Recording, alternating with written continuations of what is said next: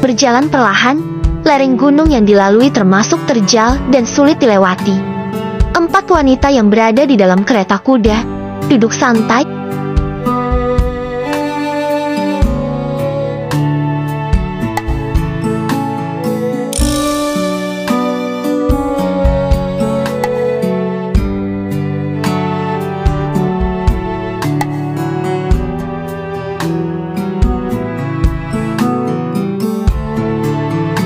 Sebenarnya, ketika pertempuran dengan serigala terjadi, 4 wanita itu terlihat sangat khawatir.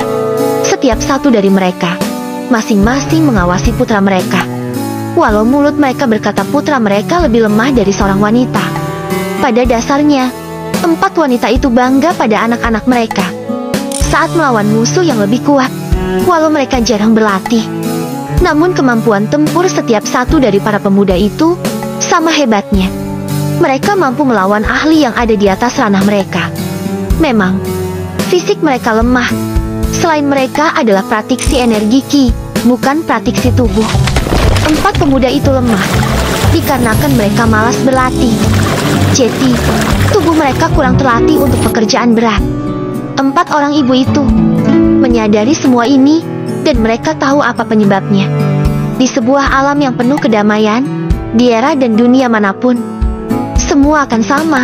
Saat kedamaian terjadi, maka setiap orang akan bermalas-malasan.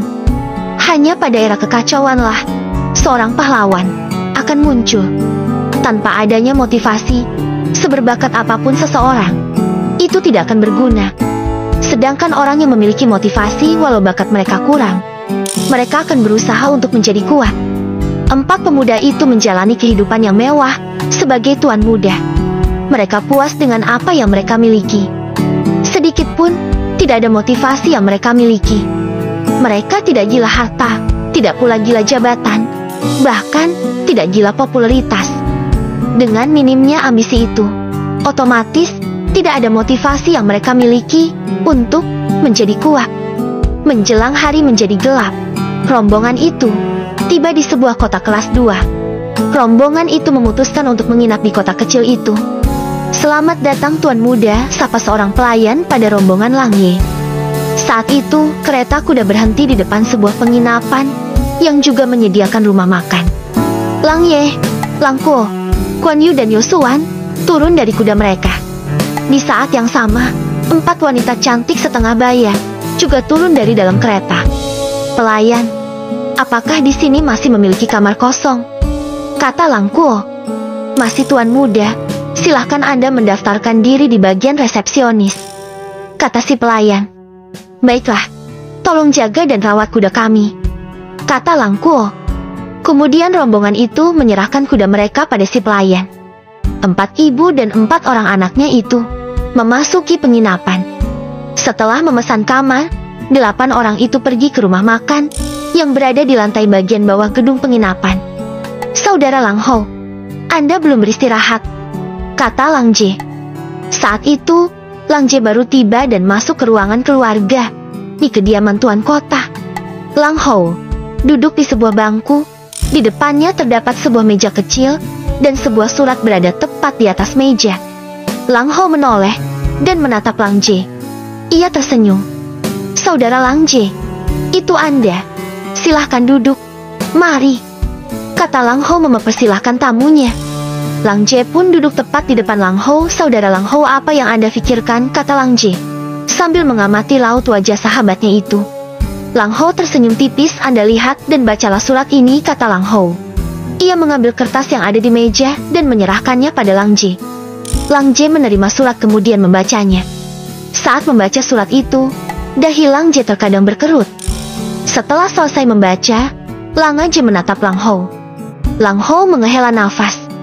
"Saudara Lang Jie, bagaimana pendapat Anda?" kata Lang Ho. Lang Jie masih mengerutkan dahinya. Memang apa yang Raja Bantang katakan ada benarnya.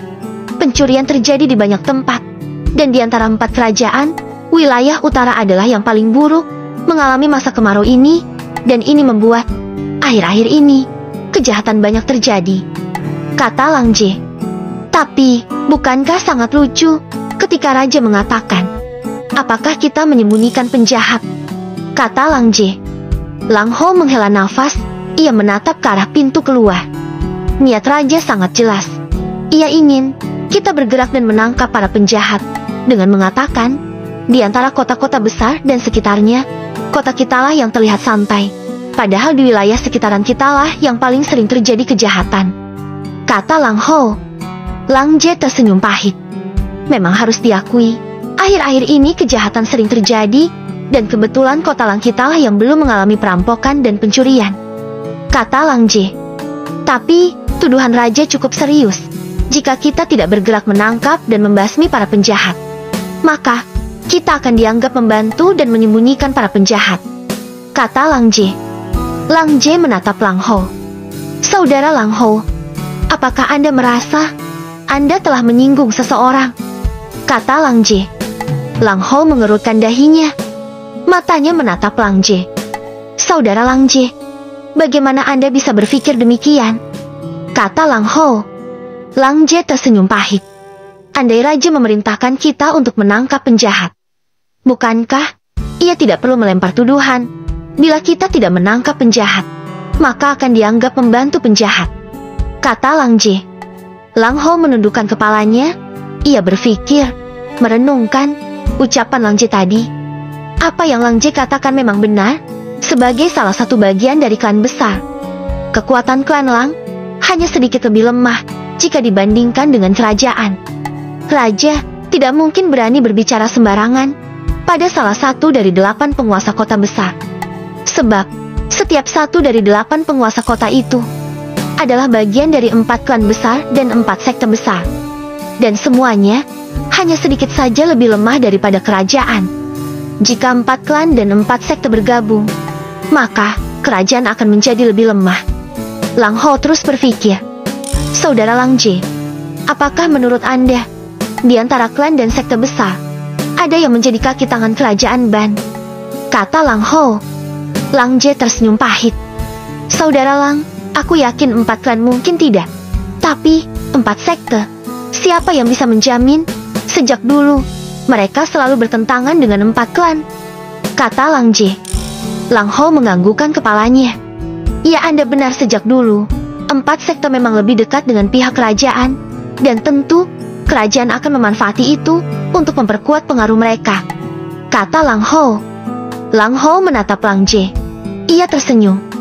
Baiklah, saat kerajaan Ban berusaha mencari kesalahan kita, maka kita usahakan agar mereka tidak akan bisa menemukannya. Besok, aku akan menugaskan saudara Quan Zhu secara khusus untuk menangani masalah ini, kata Lang Ho. Lang Jie menganggukkan kepalanya. Ya, Anda benar. Walau banyak bawahan lain yang bisa melakukan penyelidikan dan penangkapan para penjahat, memang ada baiknya salah satu dari kita berempat yang bergerak turun tangan, kata Lang Jie. Setelah menetapkan keputusan itu, Lang Ho dan Lang Jie pun mengobrol santai. Sebagai tuan kota dan wakil tuan kota, 2 orang sahabat itu memang sering menghabiskan waktu untuk membahas pekerjaan mereka. Dan hari itu pun mereka mengobrol hingga larut malam. Kedua belas, obrolan